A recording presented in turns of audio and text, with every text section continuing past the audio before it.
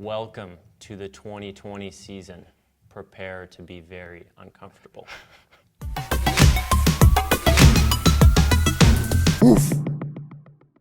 Hey guys, Sam Smith, Brian Foley, coaches for Big Dawgs. We're here for our open prep discussion that we're going to have every week on Thursdays and get that out to you as soon as possible. So this week, week one, we got a new workout, no redos, which we thought we'd get. So Brian's going to give us the workout and scores from the guys who did it today.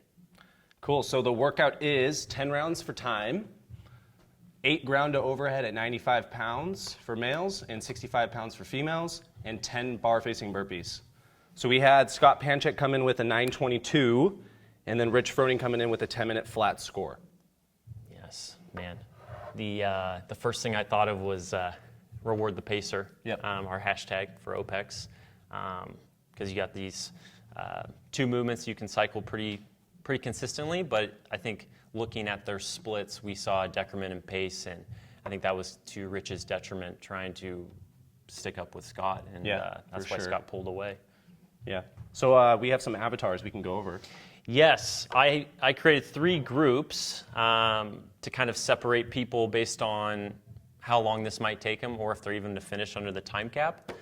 So the first group, I'm going to call the people trying to finish under the time cap. So 15-minute time cap with those 10 rounds, and then those guys doing it right under 10 minutes means you're going to have to go under 90-second splits for 10 rounds, which is a lot of work for a lot of people. So some of the things that I want to give insights for you guys who are in this group is, one, you should have the option of power clean versus clean and jerk, or ground overhead. Well, not ground overhead, clean to overhead. There we go. For the other groups, I'm going to suggest power snatch only because of cycle time. But for this group, it could be less taxing or less detrimental over the course of the whole workout if you did do clean and jerk and you feel more comfortable with that.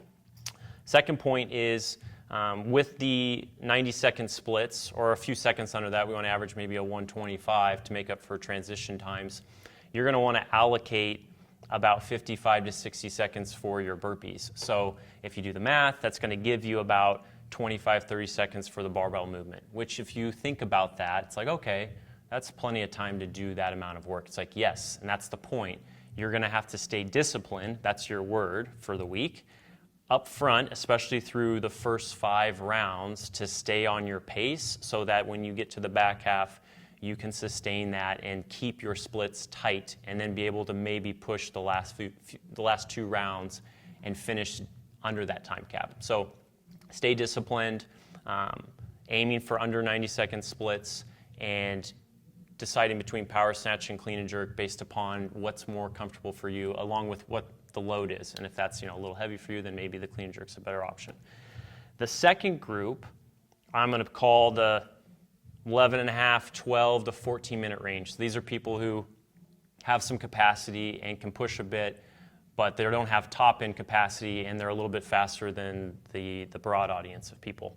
So for you guys, you're going to need to power snatch. You need that cycle time, which is going to help for the burpees, because the burpees potentially could be the separator for you guys in time. So you're going to aim for 110 to 120 rounds, which again, you look at Scott and Rich, they opened with like 43-second rounds, and it didn't look like they were going that fast. Like they weren't sprinting. So it's like, oh yeah, I could easily do that. But that caught up to them, and they eventually got to 58, 59-second rounds. So for you guys in this group, it's going to be hard.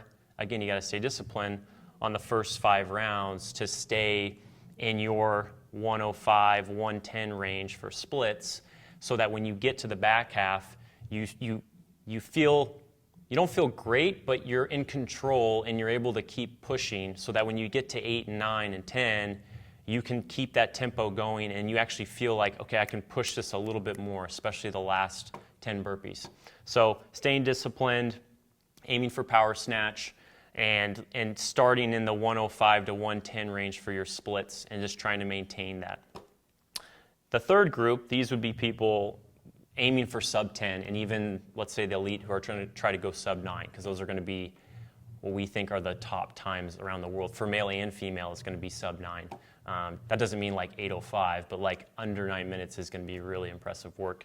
So for people aiming for sub 10, which Rich did in 10 minutes, or 9:59, Patience up front, which is just the common theme this week, is still going to be important for you guys, because if you do start too hot and you're too excited, you're going to get to 5 and you're going to slow down by 2-3 seconds every round, and you still have 5 more rounds, and then that's going to bite you in the butt, because then you get to 10 and you got to do a 42-second round on the 10th round, and you're just not going to have the juice for that. So have to stay patient up front, and sticking to 53 to 54 second splits as best as possible.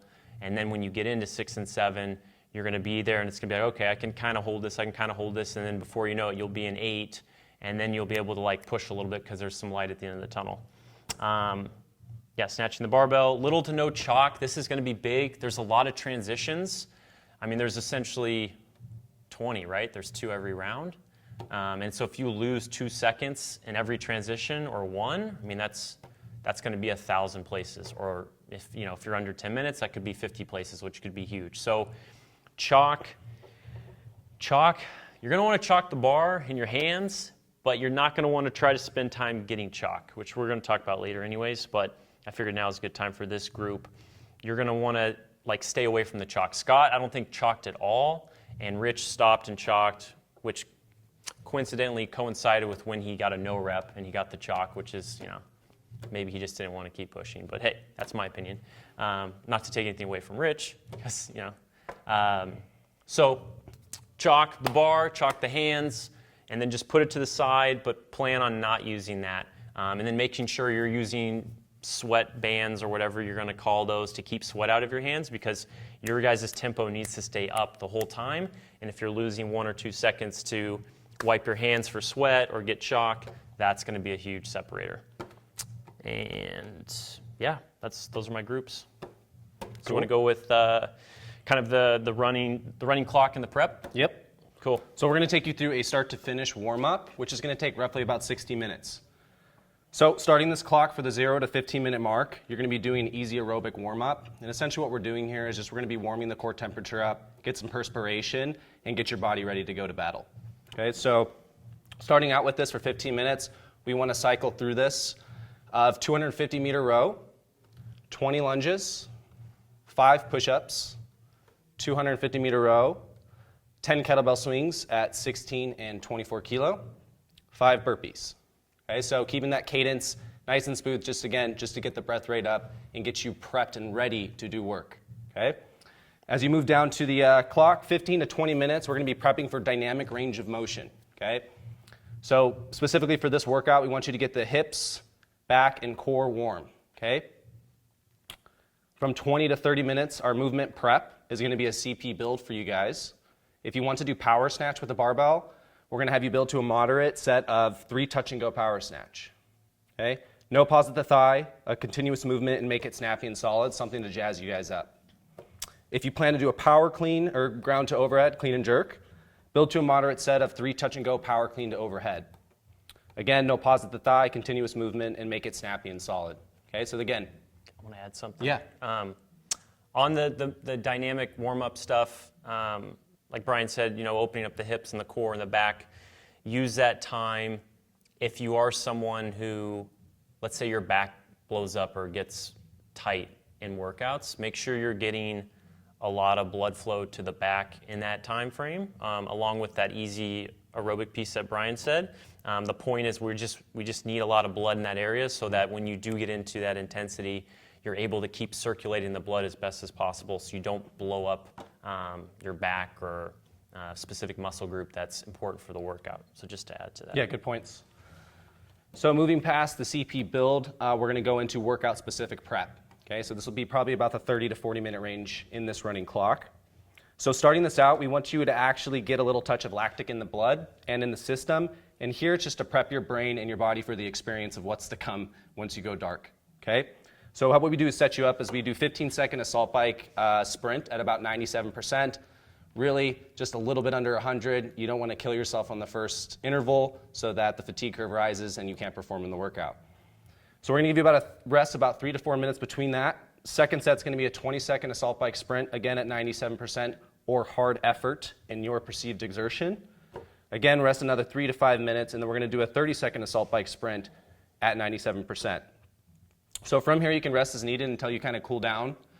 And you want to get a lactic circulation in the blood, so it should feel a little bit uncomfortable, but you should be able to perform all stunts like mentioned before. Don't blow up. It's hard, but it's not all out. Okay? So going into more of the specific movements here, we're going to give you 2 sets at game pace for you. Okay? So right now we'll start out with the 1-minute row at 80% sustained. And this is 80% for you. If you have some type of markers or benchmarks, or if you have experience in intervals, I would tune into that as your beginning is starting pace for what 80% may be. Okay? Ground to 8, ground to overhead. We want to perform these reps the way you intend to do them in the workout. Okay? So the way you grip the bar, the way you touch and go, the way you cycle and tap it on the ground, we want to mimic exactly what you want to accomplish within that 15-minute time domain. Then you're going to be following that with the 10 bar facing burpees. Okay? From there, you're going to be resting as needed. And our last note there is to feel the tempo and rhythm of what you want to maintain for 10 rounds. Okay? So if you're going to warm up and you do this, and you come out and you're already a little exerted, you can assume that this is not going to be something you can sustain for the 10 rounds and something for 10 minutes. Okay? From 40 to 45, we are going to be resting and prepping. Let me go back here. Yeah, increase, if after that and you need to rest a little more, that's fine. Like you want to feel good. We're just creating this general outline to help people think less during this higher anxiety hour and a half of their life. Once a week. So if you need more rest, that's fine. The specific prep, based on what group you are in of those avatars I talked about, identify what your splits need to be. And then when you go do those sets, obviously negate the row. The row is just to get respiration up and breathing, just so your system's like in that groove. And then you do a round of the actual workout. And then that portion you're going to time, and you want that to mimic or mirror what you're aiming for in the workout. So then your brain and body's like, okay, this is the cadence I need to hold.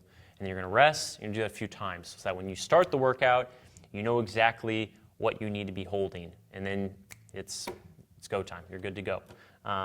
Rest. Then you're going to hit it. 20.1. After the workout, we want to ensure that you guys get a 15-minute easy cool down on at least the assault bike. We need to flush the legs and flush the entire system, so do not skip that and do that post-workout. Yeah, things to consider. One, this is actually really huge. The step up to the bar, because that is allowed, because I think 2 years ago, you couldn't step up. You had to step both feet up to do the burpee. And now that this is allowed, when it was last year as well, this makes a huge difference in the amount of effort you have to put into each rep. So practice this either in the beginning of the session or during the specific prep, where you're getting in the rhythm of that step up, the breathing cadence, how you turn in air when you jump. Practice that so then your brain just knows what to do. Don't go into the workout and just assume you're going to do it. It's not going to work that way. So practice that. The sweatbands, which even for people trying to complete it under 15 minutes, it's October, maybe it is a little warmer in where you're at. For us it is warm, maybe it's really cold. I don't know. But the sweatbands could be helpful. Make sure the bar spins. You don't want a bar that's like an axle bar. You want one that spins and rotates so that the turnover is a lot smoother. The chalk, ideally it's close by, but you're not really using it. It's just there, but you're not going to pay attention to it.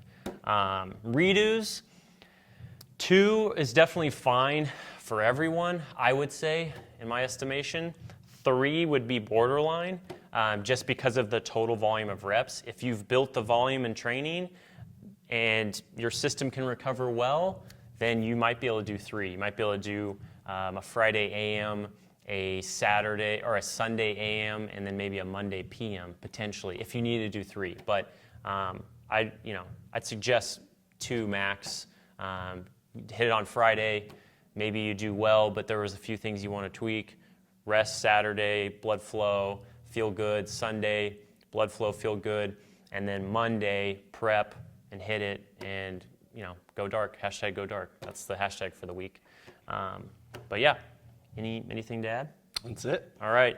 Well, best of luck. That is the hashtag for the week, hashtag go dark. But hashtag reward the pacer first, and then hashtag go dark. So don't go dark, because then you'll blow up. You have to reward the pacer first, and then you go dark. So don't forget that.